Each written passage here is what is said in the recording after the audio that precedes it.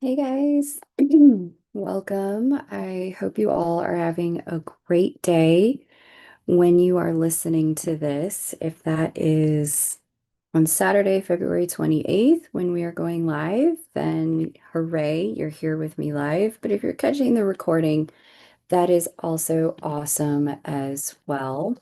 You'll have to let me know how the sound is. I am talking, but I don't know for sure that you can hear me. So let me know in the chat if you guys can hear me.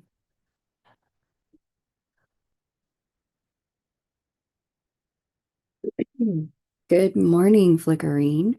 I hope you're doing well. Thank you for being here.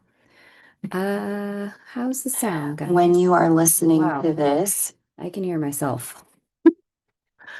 Just caught a bit of an echo. So sound seems like it's okay. I'm just going to get a quick confirm from somebody in the chat and then we'll dive in.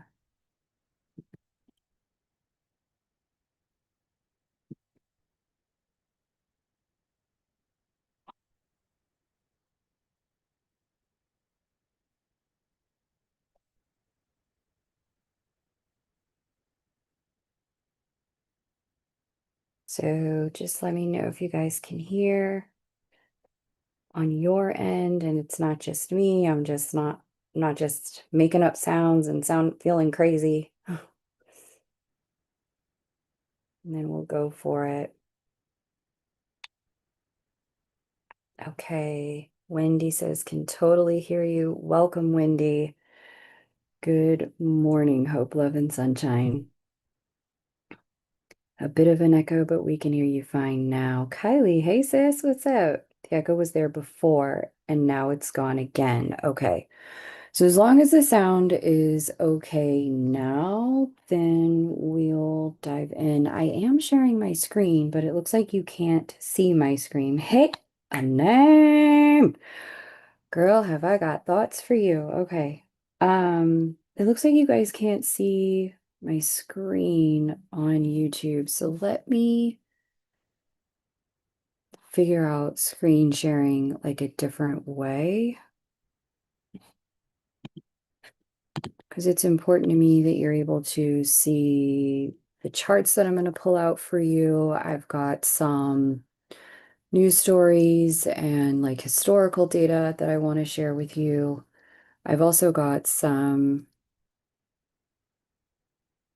okay, just tried resharing my screen. Okay. Looks like we have a little something. We're cooking with something now. I just had to reset up the way I had this here. So, okay, we're going to dive in.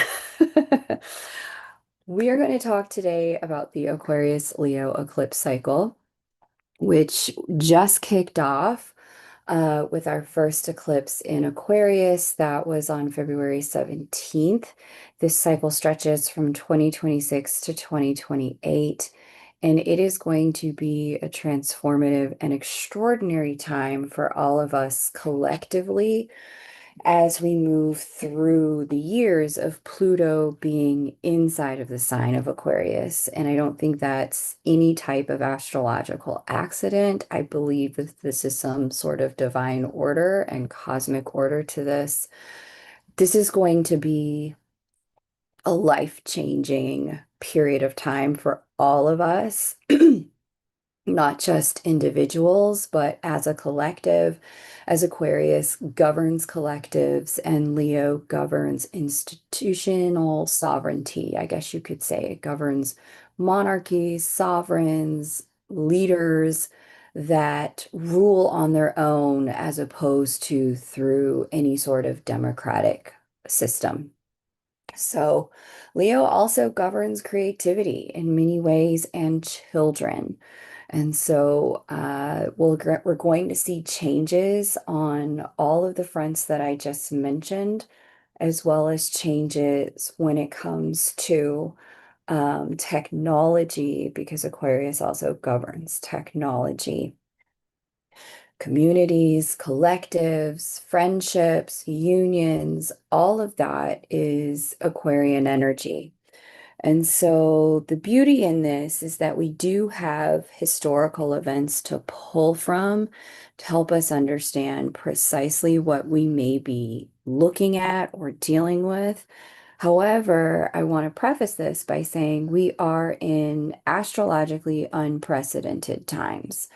We have a series of planets in movement and in communication that in our lifetimes, in our parents' lifetimes, in their parents' lifetimes, and their parents' lifetimes, it has never been seen before.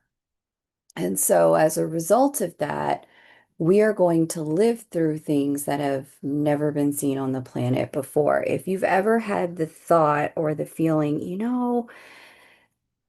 this is my first time trying Earth, and I don't think I'll be back. Or if you've ever had the thought, some of this feels oddly familiar from a deeply ancient time that, is a return for me from, times that Earth, is like ancient for Earth. That's not an accident. Some of you are here as star seeds.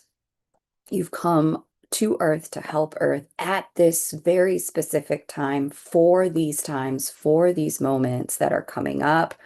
These 2 years are the kickoff to a 20-year cycle of Pluto being in the sign of Aquarius. And as a result of that, we're going to have a repeat of some of the experiences of Pluto in Aquarius that happened many, many, well, technically 248 years ago. If you're a student of American history, you already know what I'm referring to there.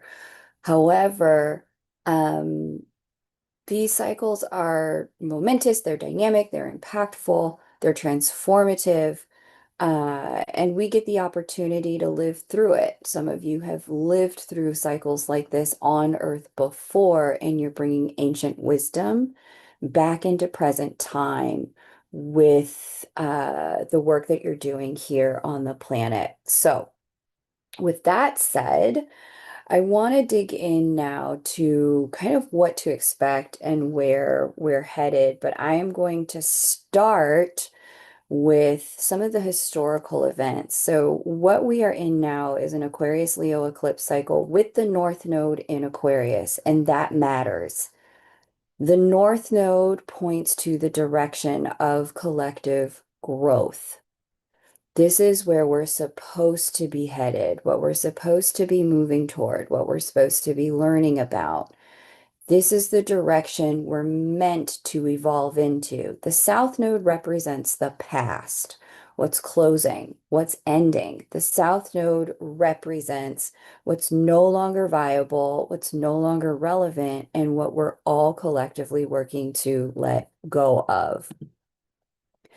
Because we are in an Aquarius Leo eclipse cycle, because it can happen with North Node in Leo.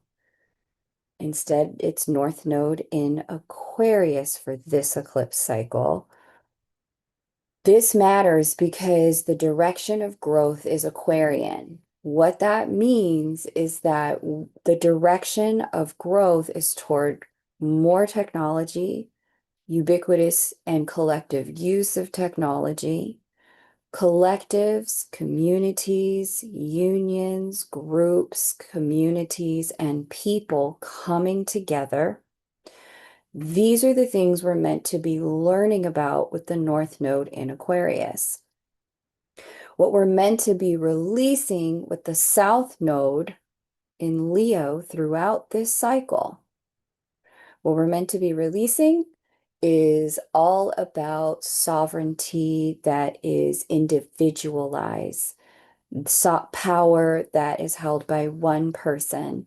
We're meant to be releasing feeling like the I can do it all by myself. I don't need you. We're meant to be releasing it's me versus you or me over you.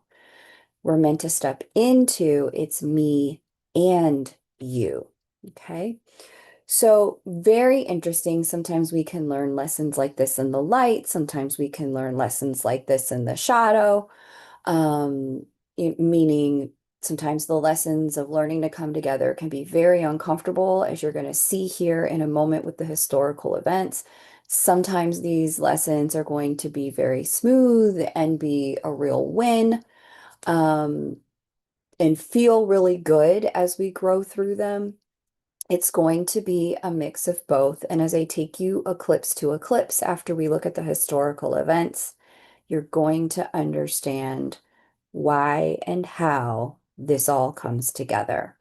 This video is for anyone who is into pattern recognition. You don't want to just know what it means. You want to be able to use your own consciousness to extrapolate and infer information, because you've got the groundwork for information so that your intuition can kick on and reveal to you what you need to know about where you need to be and how you need to grow. If this is your first time with me, welcome. My name is Kay Moon. I am a Western astrologer. I am also a twin flame channel. I also receive collective messages, and I share all of that, the collective messages, and a lot of the deeper work that I do inside of a group that I just launched called Star Club. Star Club is a membership program with me where for $22 a month, you get 4 different types of live events with me, where I share with you precisely what's coming, how to work with it, and key dates so that you're not caught off guard or taken by surprise. There are limited memberships in Star Club to receive private one-on-one readings with me. But if you don't want readings, if you just want astrological content and information, here is a list of all the upcoming Star Club events, and you'll find the link to join Star Club below. I just kicked off with a Saturn, Neptune, and Aries for all 12 signs, and that will be important for you to know about for your sun, moon, rising, and stellium, so that you're able to work with the energy instead of feeling limited and constrained by it, which most of the collective is feeling right now. We also just yesterday had our first lunar circle. This is the second type of event at the new and the full moon in Star Club. I'm going to take you behind the scenes and talk to you about all the things going on in the sky beyond the new and the full moon. So I took a deep dive yesterday on Mercury retrograde, this Mercury retrograde, and what to expect. And after I finish today's live, I'm going to go into the Aquarius Leo eclipse cycle for all 12 signs. This way, you can find out where this is going to take place in your chart. You know specifically what the themes are going to be for you personally. And this will give you confirmation and validation for those intuitive hits about what you need to be doing in your life now, so that these eclipses do not take you by surprise. Aquarius does govern surprises. And you can actually plan for them and guide the energy into your life instead of the energy overtaking your life. The third and fourth type of live events that we have inside of Star Club is we have live reading days. And that's where, if you're a full moon member, I will read your chart for you. And we also have member voted lives. This is where you can ask me, hey, Kay, can you look at the chart of Cambodia? Can you look at the chart of Sudan? Can you look at the chart of Netanyahu? Can you look at the chart of Taylor Swift? I don't care what you ask. If I can make a chart for it, I will read it.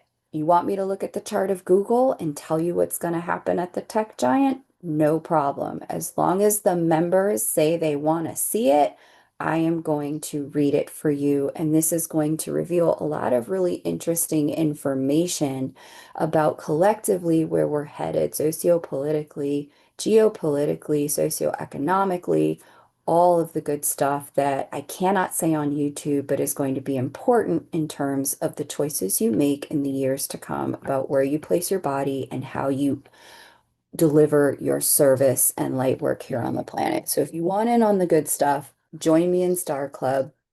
And if you want a reading, you're going to want to get a full moon or a new moon membership. New moon memberships are private.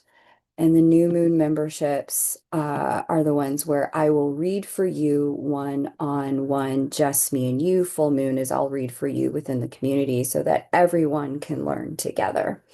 All right, these are 40% off readings, up to 40% off readings in Star Club when you get a reading package so that you're never paying full price. It is my intention to keep readings within the Star Club container going forward. All right, so let's dive in. I'm super pumped about Star Club and I truly hope you join me for it. The members who are there are already telling me that they've gotten so much value out of the lives we've done. And I welcome you if you've just joined. It's great to have you. I really look forward to doing what's next together. Okay, thank you so much, Kylie, for dropping the link there in the chat. I really appreciate that. Classes are indeed recorded, Hope, Love, and Sunshine, and they are accessible anytime if you miss the lives. They're also downloadable so that you can take them on the go. If you don't want to remain a member of Star Club, you can, of course, cancel at any time after your first 90 days. And then you still get to keep all of the content that you were there for. Okay. I really look forward to joining you there and sharing more insight. Let's dive into the Aquarius Leo eclipse cycle. There are 6 eclipses on this cycle. Most of these eclipse cycles, when I did the historical research, also had roughly 4 to 6, 5 to 6 eclipses on the cycle. I want to take you back in time and talk to you, give you some detail about the historical events that took place when we had this eclipse cycle in the past. We're going to go first back to 1989. So we saw this eclipse cycle take place, I believe it was 89, 90, and 91. Let me just share desktop one. There we go. And we had at that time the fall of the Berlin Wall. Um, this was very Aquarian in nature. We had the collapse of an ideological system and a collective uprising. And we saw an authoritarian regime in Germany lose control over the people. During that time, it was also a symbol of the collapse of Soviet-controlled systems. And so, if you were alive during that time, you certainly remember this was a really big deal. We saw it all in school. News broadcasts talked about it for months afterwards and what this was going to mean. Um, and here we see East Germany's hardline communist leadership was forced from power in October of 1989 during the wave of democratization that swept through Eastern Europe. Okay. So I will link the source for this below. So if you want to check more out, these are not exact dates for eclipses during these time periods. These are just thematically themes you can see happen during an Aquarius Leo eclipse cycle with the North Node, the direction for growth inside of Aquarius. All right, next event also took place, similar time frame. We had the Tiananmen Square protests and what we now call the Tiananmen Square incident. This was a series of protests and demonstrations in China in the spring of 1989 that culminated on the night of June 3rd and 4th with a government crackdown on the demonstrators in Tiananmen Square in Beijing. Okay. Although the demonstrations and their subsequent repression occurred in cities throughout the country, the events in Beijing, especially in Tiananmen Square, where we saw, and this was one of the first times we saw something like this on TV in my generation. I am Gen X. We saw the protesters, like lone protesters, just them and their bodies and their signs, literally get rolled over by military tanks. And so this was one of the moments in time where collectively we saw mass student-led collective protests. Many protests are student-led. There's a reason for that. But then we also saw state power, this is the Leo component, violently reassert control. And so we had people coming together, that's Aquarius, for a pro-democratic movement involving tens of thousands. And some might even say that's a lowballed estimation. It might be much closer to hundreds of thousands that ended in a Leonine autocratic dictator power cracking down. Okay. And so again, this is one of the ways we see Aquarius and Leo dance in the sky. Also, during the same time frame, we saw the collapse of the Soviet Union, the beginning of the dissolution of the Soviet Union between 1989 and 90. So this collapse really started to show itself further along into the 90s, but the beginning of the end, we saw this during the North Node in Aquarius, Aquarius, Leo eclipse cycle. So we saw a collapse of global collective political system there. That's Aquarius. And then with the Leo energy, we saw centralized leadership lose authority. Leo is a sign of singular authority or centralized, concentrated authority among one or two or a small group of sovereigns, whereas Aquarius is distributed authority, it's distributed power among collectives and groups of people. Okay. This triggered a lot of reforms under Mikhail Gorbachev.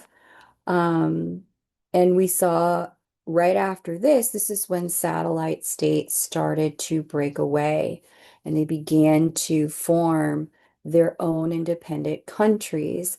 We saw Armenia, Azerbaijan, Belarus, Estonia, Georgia, Kazakhstan, Latvia, Lithuania, Moldova, Russia, Tajikistan, Turkmenistan, the Ukraine, and Uzbekistan all leave the Soviet Union and become their own individualized countries. Okay. There's more here. I will link again this data below so you can read and really lean into your own intuition about what this means. We also saw the launch of the World Wide Web during the 1989-1991 time frame. So the World Wide Web was created, let me go back here. Where was it? So, gentlemen, here we go.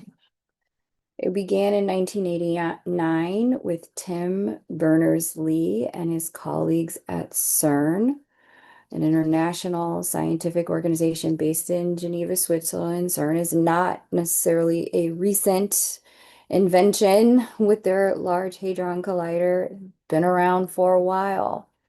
And they created the protocol Hypertext Transfer Protocol, which standardized communication between servers and clients.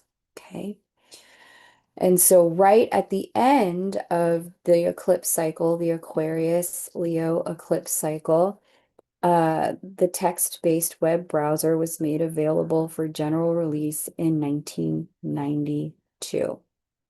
Okay. And so this fundamentally reshaped communication and global systems, and you could say democratized or made available across large groups of people and accessible to the collective. Any information that was on the web could be accessed by anyone at any time. Very Aquarian in nature. Aquarius wants to distribute and decentralize. It wants to make equal and fair. It wants to flatten hierarchical structures. And the World Wide Web, in its Advent absolutely did that. Okay, so there's that. Then we saw the Yom Kippur War take place as well. This is going back to the Aquarius Leo eclipse cycle. Prior to that, this was when we saw it was led by Egypt and Syria against Israel, and we have some massive geopolitical ripple effects. If you're much younger, tensions and troubles in the Middle East have been ongoing for many millennia and generations for various different reasons. But with the Yom Kippur War, um, what we saw was Aquarian in nature and that there was a coordinated multi-nation attack. And then we saw the Leonine component where leadership decisions triggered an outbreak of war. Okay. And so this was an attempt to win back territory lost to Israel, which had been expanding post World War II. The creation of Israel, there was a settlement for people who had left concentration camps, right? Let's give them a safe place to be. And so post th those people, that group of people kept expanding in such a way that it caused others to say, hey, you're taking up space and land that, belongs to other people. You can't keep expanding in this way. And okay, many other things happen in between. That is Cliff Note shorthand and the most vanilla thing I can say on YouTube. But that was one dot on the timeline that has us where we are today with Israel and Palestine. Okay. So many other things have happened before then. Since then, it's not as black and white as I just said, but this was one moment in an Aquarius Leo, North Node Aquarius eclipse cycle where we saw a whole bunch of different activities around who gets to have land, who doesn't get to have land, which groups are considered sovereign, which are not, which groups are allowed to have space, which ones don't. And you'll get to see the full background of this here and catch the Leonine and Aquarian themes. Again, I will link this below. Okay. I want to go here. That was a south node cycle. We see the death of Joseph Stalin. If we back up again, we see the death of Joseph Stalin in March of 1953. In 1952 and 1953, we had another Aquarius Leo eclipse cycle.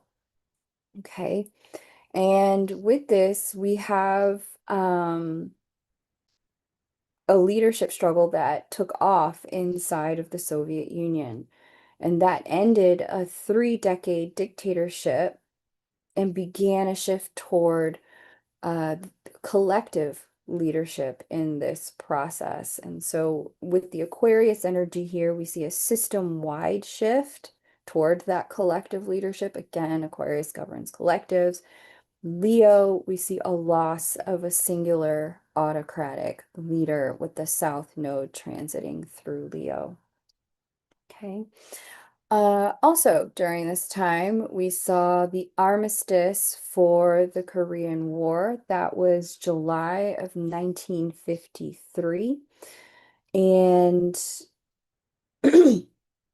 with the Aquarian component to this, we saw the global coalition and UN military engagement come together. And the Leo piece is that national leaders came together in a very Aquarian way, by the way, and negotiated a ceasefire. So this is where we can really see Leo and Aquarius working together when leaders come together into a collective or a group. So that's Leo banding together in an Aquarian way to facilitate change that's going to impact the masses. Okay. So more intel here because we see that this isn't just a 1953 event. There's plenty of things that happened leading up to the armistice date in 1953, but note that the armistice date happened inside of an Aquarius Leo eclipse cycle. Okay.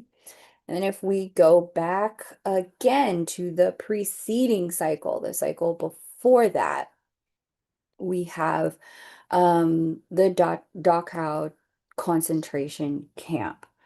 And so this is late 1933 to early 1935. We have political upheaval, rising authoritarianism, and we saw Hitler consolidate power in Germany in 1933. So the Leo component of this is authoritarian leadership really seized or centralized control, which is a very Leonine thing to do. The Aquarian component of this is systemic political transformation that impacts the masses for years to come.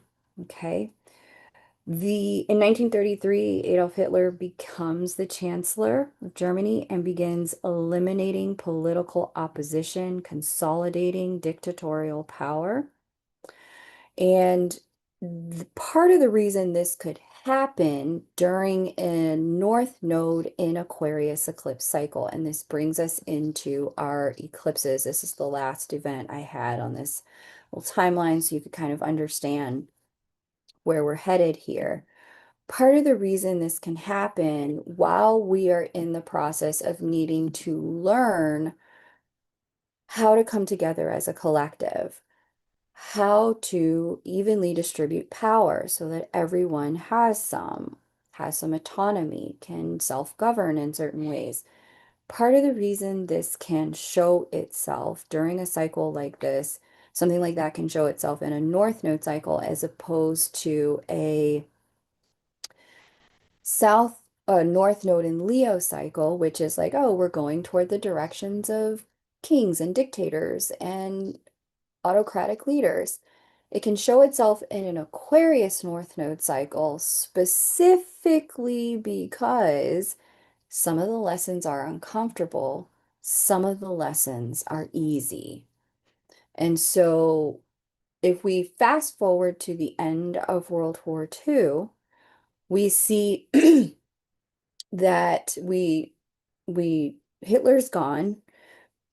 There's a liberation of people from concentration camps, and we see just how bad things can be when we refuse to share power or we want to utilize or abuse our power over other people and not let them use their power. We want to use their power for ourselves. So I say all of that to contextualize that as much as this is because Pluto, throughout the Aquarius Leo eclipse cycle, while the North Node transits Aquarius, is going to be in Aquarius. And I've told you guys many times on this channel before, if you're new, welcome. This is something that I say a lot. Pluto governs power. Power is not good. Power is not bad. It just is. It is neutral. It is the ability to do. It is the capacity to act. It's how we use it that makes the impact. Okay.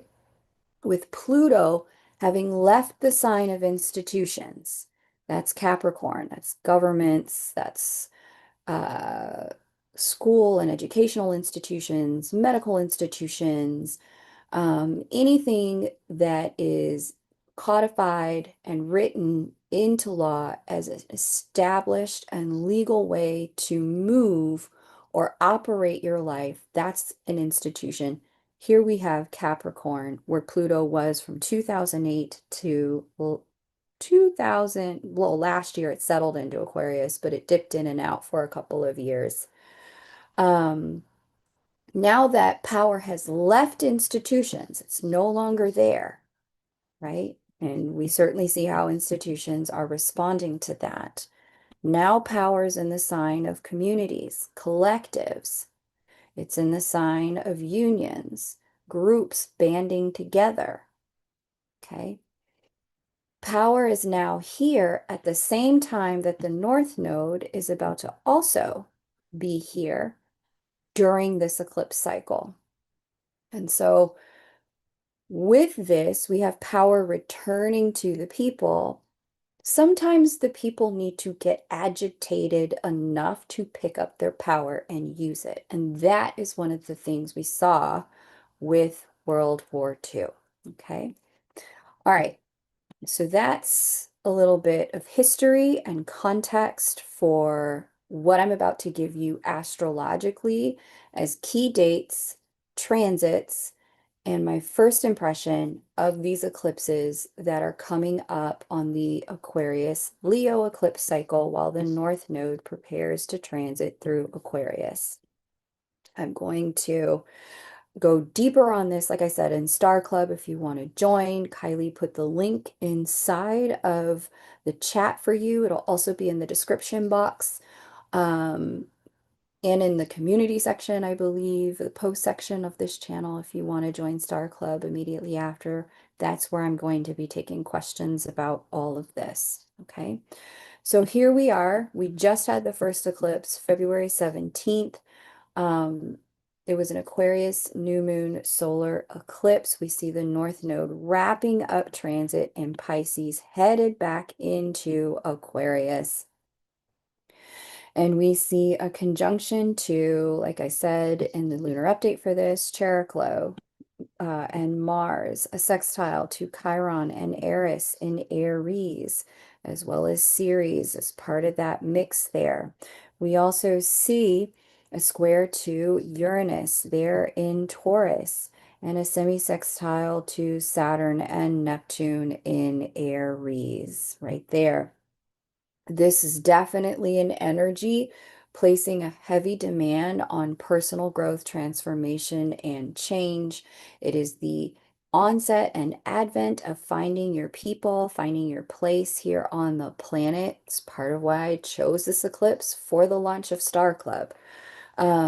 It is also an energy that's really talking a lot about, because we have uh, some loose, it's very loose, but it's their communication to Juno. And certainly as we've come into the Leo full moon, we have more communication to Juno about the redrawing of partnership alliances, recreation of different alliances. So we just had this eclipse. One thing I haven't mentioned yet that's really important to say is that eclipses typically have a 30 and 60 day before and after activation date where you can see events that will be activated by this eclipse show itself in the third dimension 30 days before, 60 days before, 30 days after, 60 days after. So if you're curious, okay, well, how did that eclipse impact my life more directly? Go check out the lunar update for it here on this channel. You will see a deep dive that I took on that eclipse. I want to give you my impression. Here's the next major eclipse on this axis. August 12th, 2026. So we will get there shortly. It's coming up pretty quick. August 12th, 2026. This is the back half of this year. During this period of time, we'll see there's a lot of planets and energies in retrograde motion. And this isn't even all of it. There will also be a Mercury retrograde that comes up pretty shortly after that.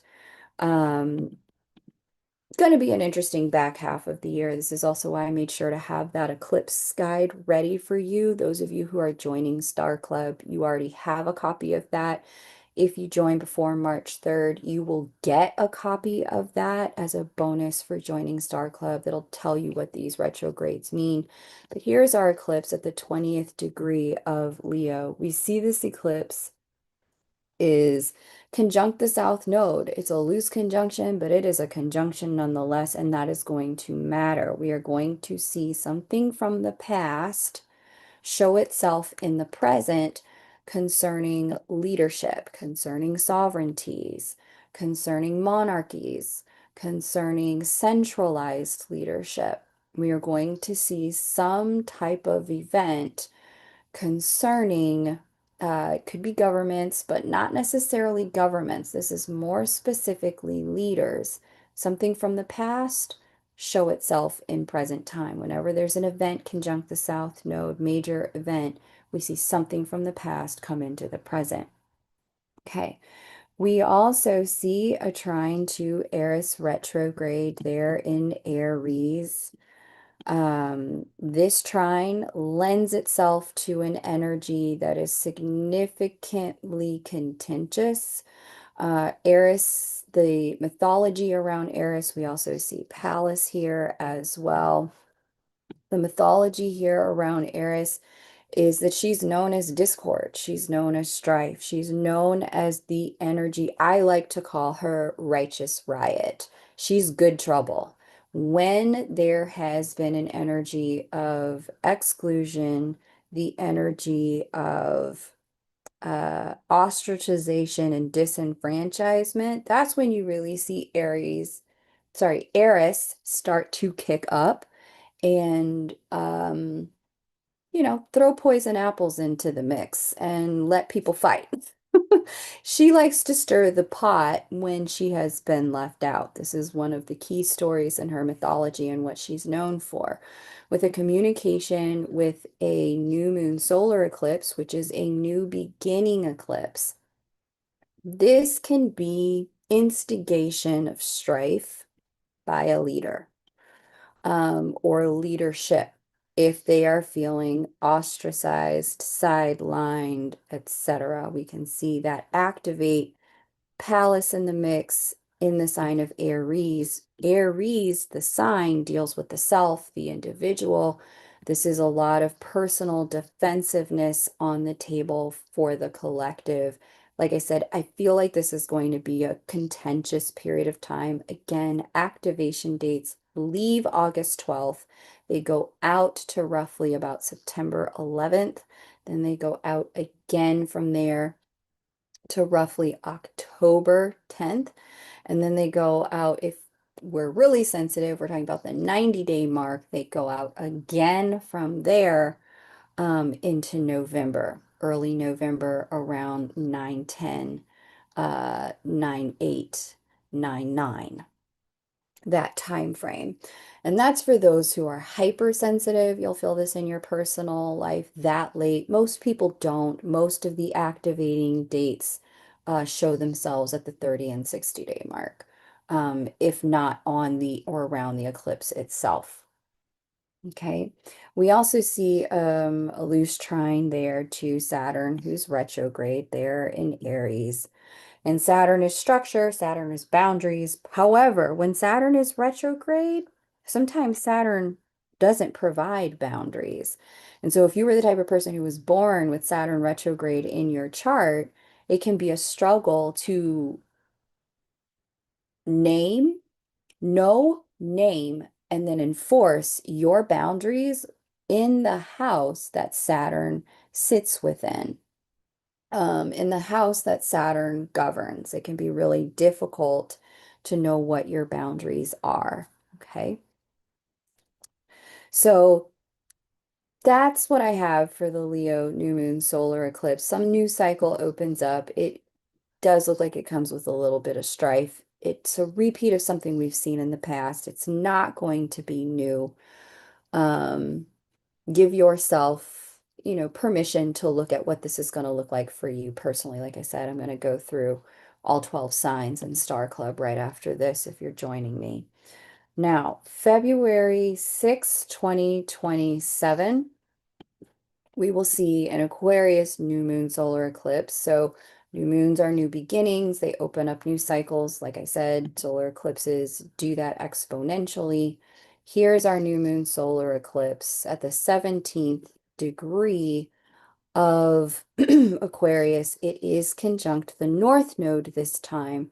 So there's a new cycle opening up among the people here.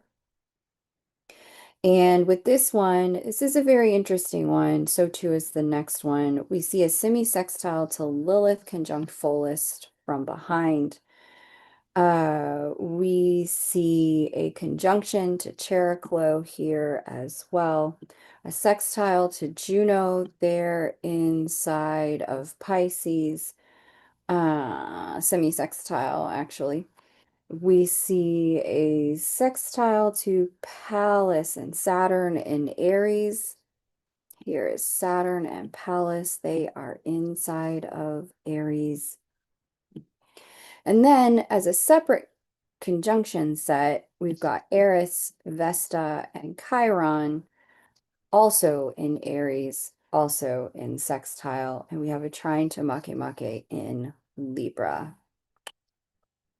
Here's that. Okay. So what's interesting about this to me is that from an astrological perspective, the only planetary energy we have in communication, like traditionally recognized planet, is the ancient ruler. That's Saturn. It's in the sign of Aries. And what I see here is reactionary to the eclipse that preceded it, if I'm being honest. That eclipse that preceded it opened up some sort of new cycle when it came to leadership. Some sort of new cycle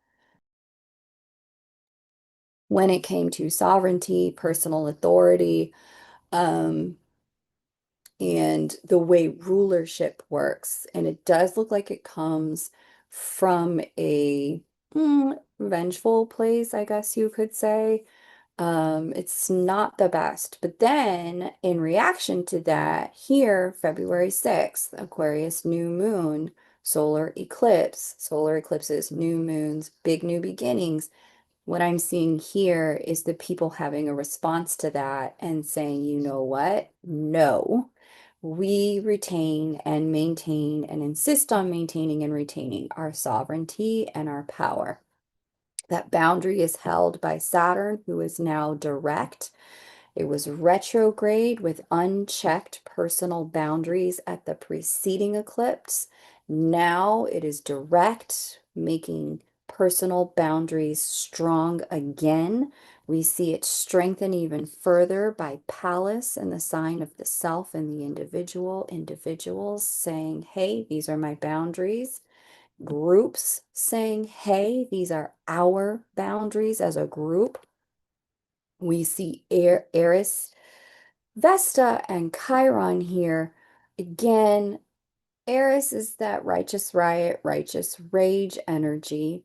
Vesta doubling down. I will not yield. Vesta's dedication. Chiron is in light, leadership, teaching, and shadow, woundedness.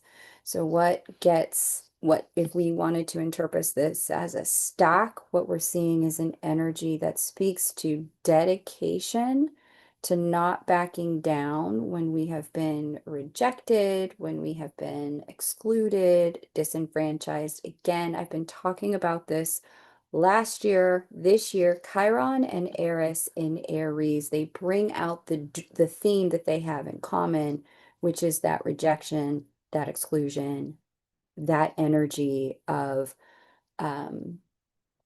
being disenfranchised. Vesta here in the sign of Aries, mixed with Saturn and Pallas, all speaking to this eclipse, are saying, you know what, you're not going to continue to disenfranchise me. This is the people really standing up for some of their rights. What's interesting about this is that we see Venus's higher octave, Juno, there inside of Pisces, really bringing commitment to spiritual progress.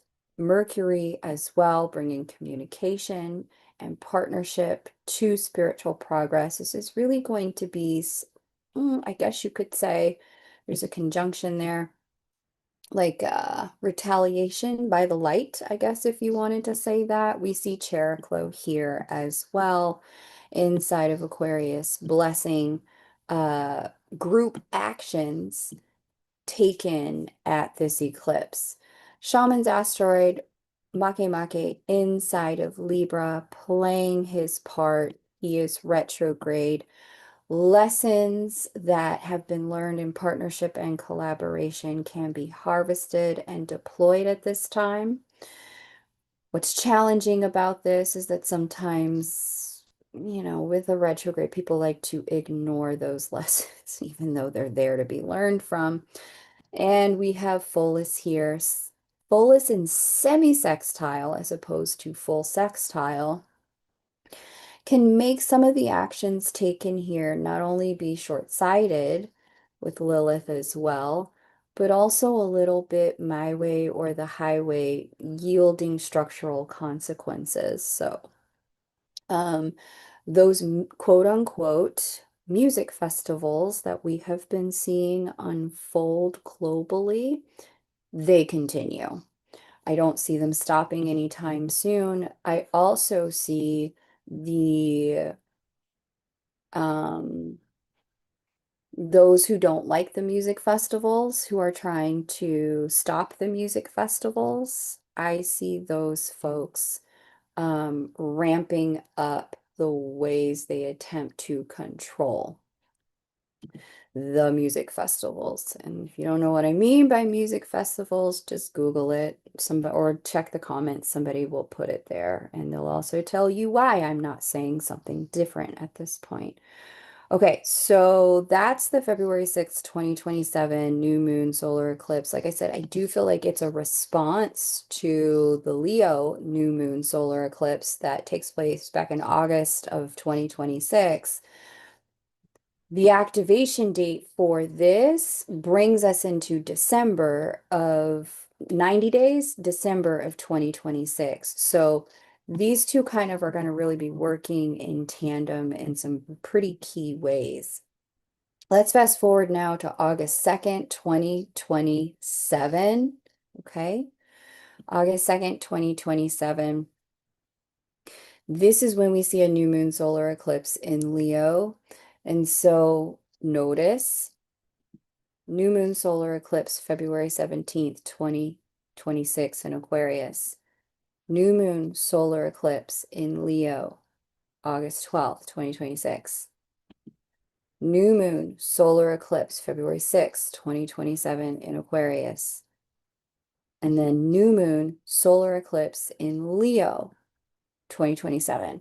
New beginnings, new cycles opening up for both Leo and Aquarius throughout this cycle. There is only one lunar eclipse, and that's the one I'm going to talk about next. But I want you to understand the distinction.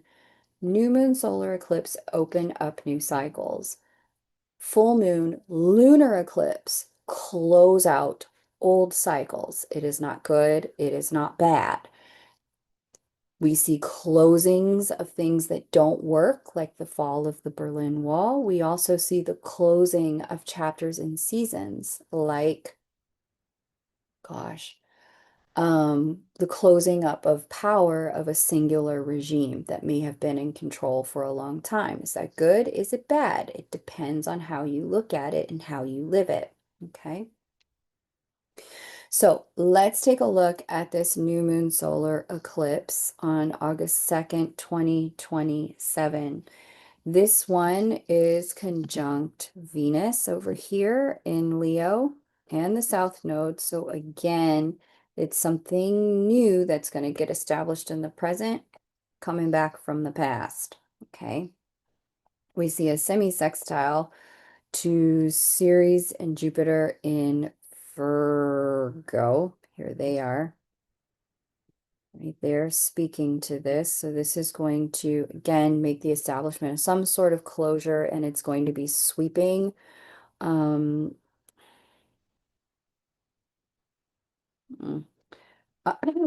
Let me just get to the other transits here before I say something about that. 20, August 2nd. Okay, there we are. Sextile Mars and Makemake in Libra. Here they are. We have a square to Haumea in Scorpio. Here she is.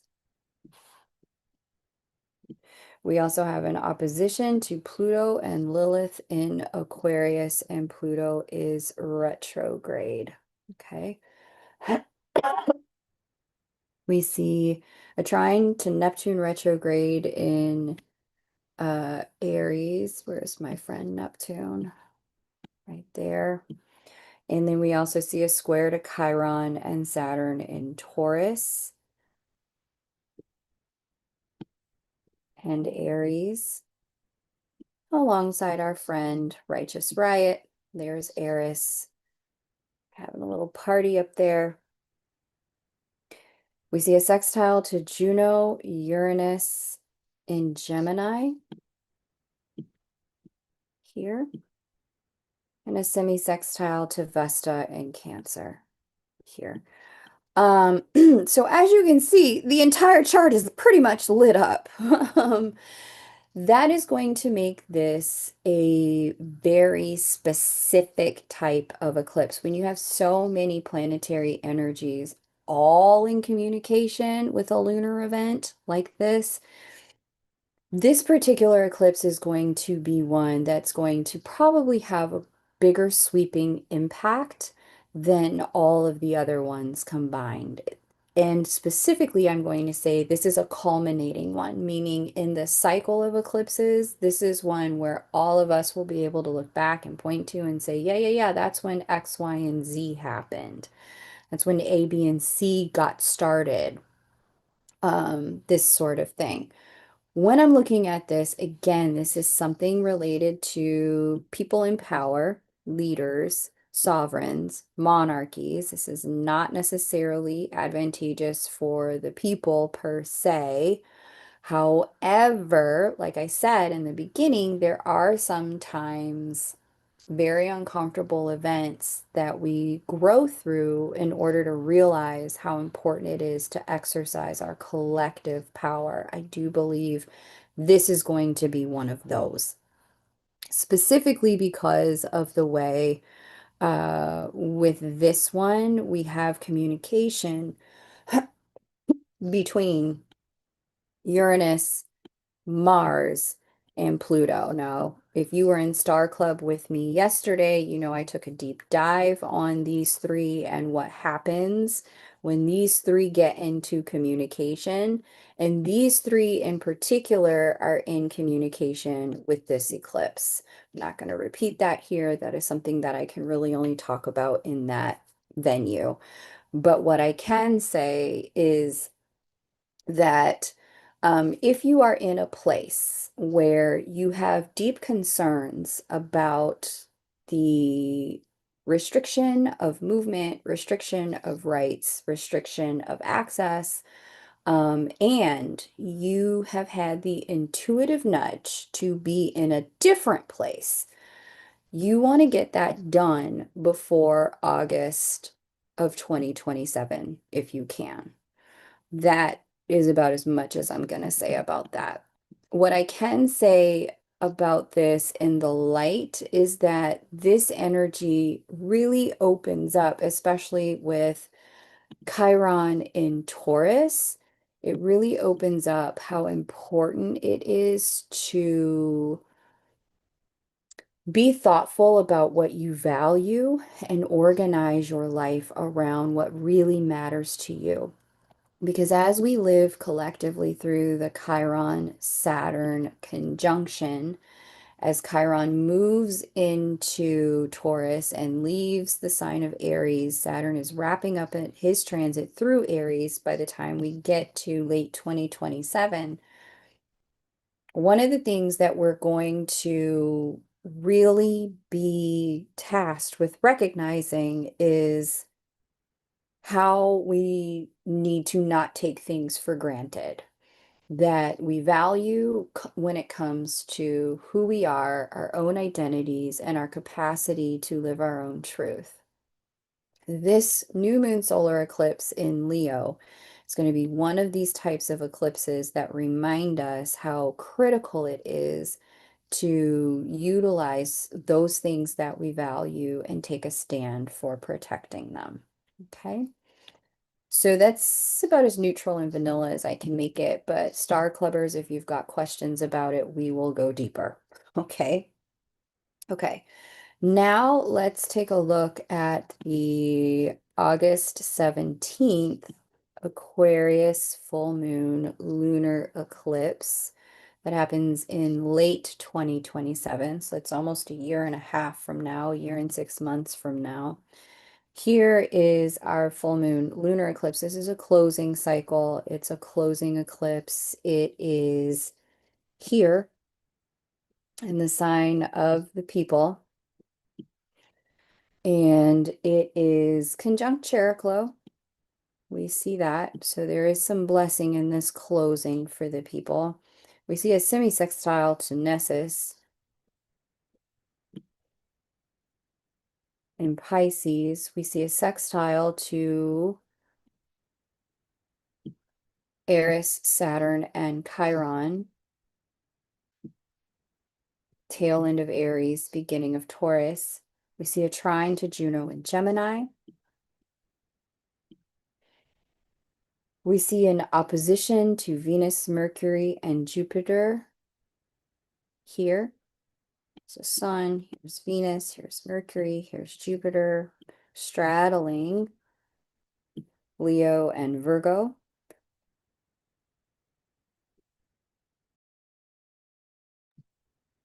And then we see a trine to Make and Mars in Libra here.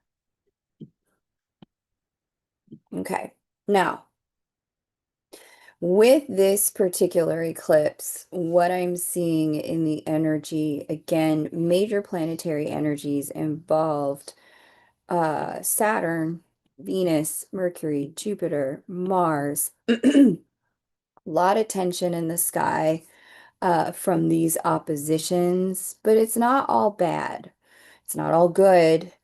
Um, but it's an energy where there is some idealism sort of taking over with Venus, Mercury, and Jupiter all conjunct. This is a sign of progress in my eyes when I see this lunar eclipse. There's some sort of closing of something that doesn't feel like it has served when it comes to this collective closure. There is some sort of closing of something that kind of looks like data, maybe personal data, like getting parts of your personal data and information back from the internet or personal rights over your data back with the way Juno is inside of Gemini there, speaking to this eclipse, and Mars is inside of Libra with Make here. Some sort of new agreement being reached, and the motivation for that agreement being that, people want more control. Not only that, but I also see here with Saturn and Chiron and Eris in Aries and Taurus, again, there's this reinforcement of the theme around protecting what you value, putting boundaries around what matters to you about yourself, your identity, and your life, and taking a stand for it. Um, there is closure energy here, as I mentioned, but the closure has a lot more to do with, especially with Nessus retrograde and Pisces. I'm gonna say this is like something with it very much looks like data or AI. Some sort of check and balance is provided right around this full moon eclipse. Again, activation dates 30, 60, 90 days before, 30, 60, 90 days after, with key activation dates at the 30 and 60. Okay. I like it. I like it. It looks like a small step, but it's progress nonetheless. let's get into the final eclipse in this cycle. This is January 26th, 2028. The North Node is the tail end of movement through Aquarius before it goes back. It goes into the sign of institutions.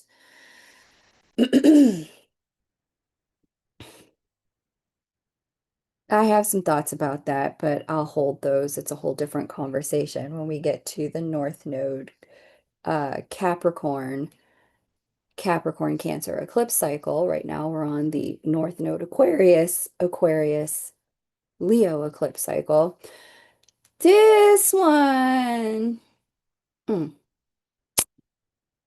here's our eclipse, 6-degree Aquarius.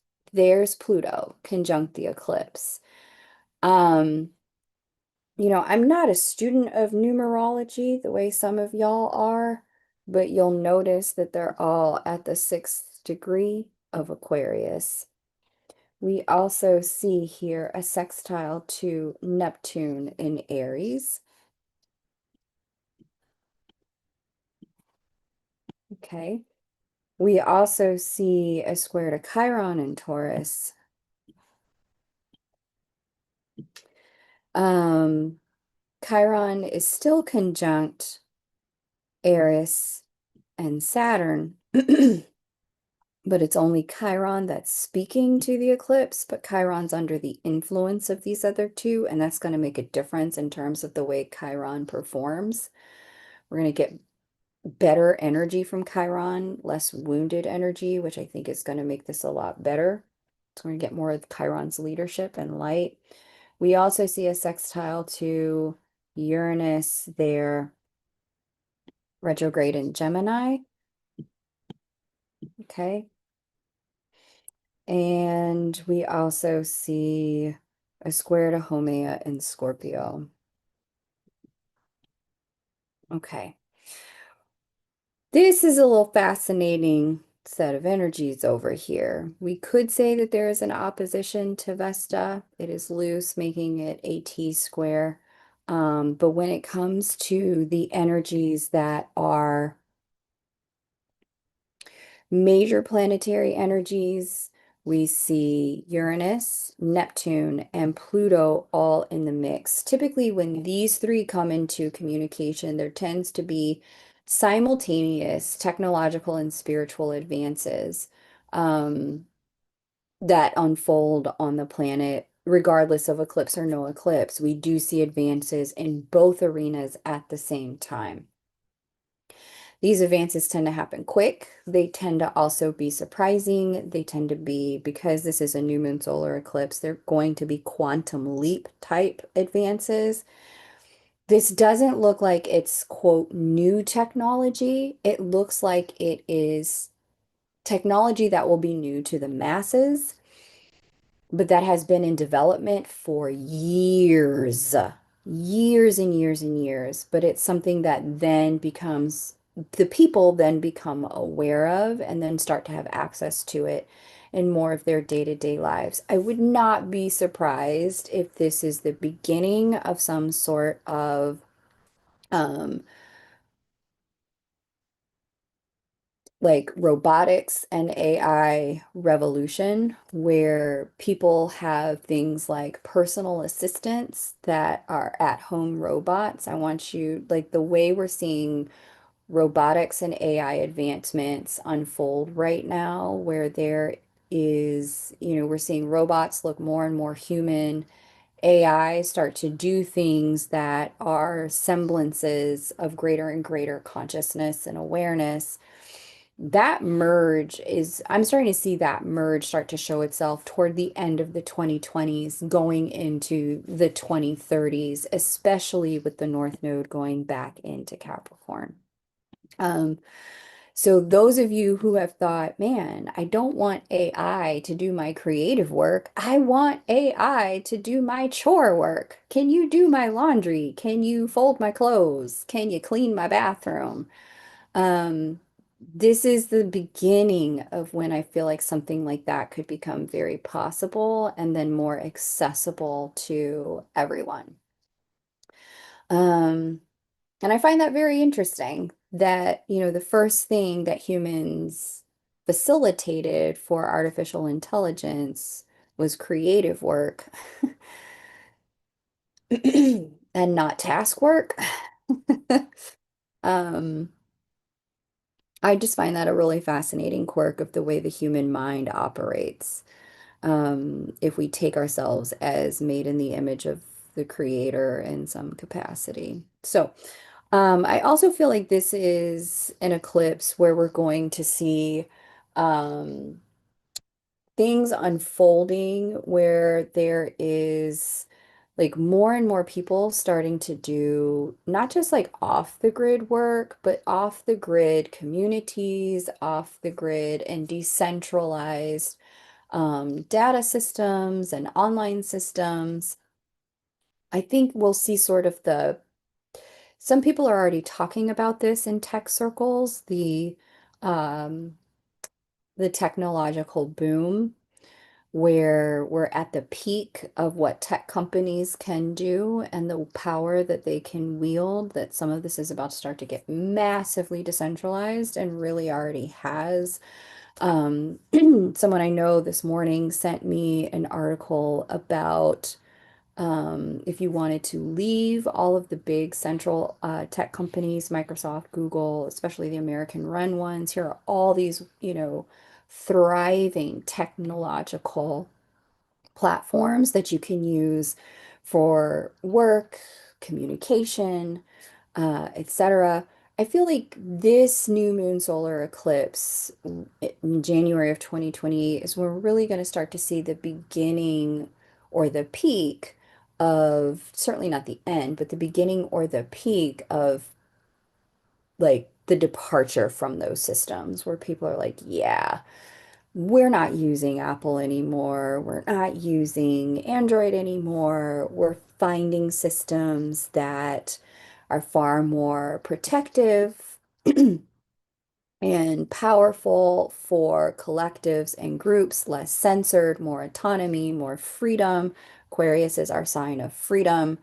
Um, and we want that. And I feel like this is where purchasing power is about to go. We're about to see as the North Node goes into Capricorn, the rise of some of those companies and those systems that are either off grid or decentralized or really put a dent in the marketplace when it comes to technology so that it's not such a monopoly as we get into the late 2020s, early 2030s. So that's what I have. These eclipses are going to be game changers. Like I said, there are some that are going to be pretty uncomfortable. They're going to open up new cycles and systems that we may not really like. Like, oof, you said power was going to come back to the people, Kay. Yeah. And this is the kick in the butt. The people needed to pick it up and use it. Others are going to be like amazing.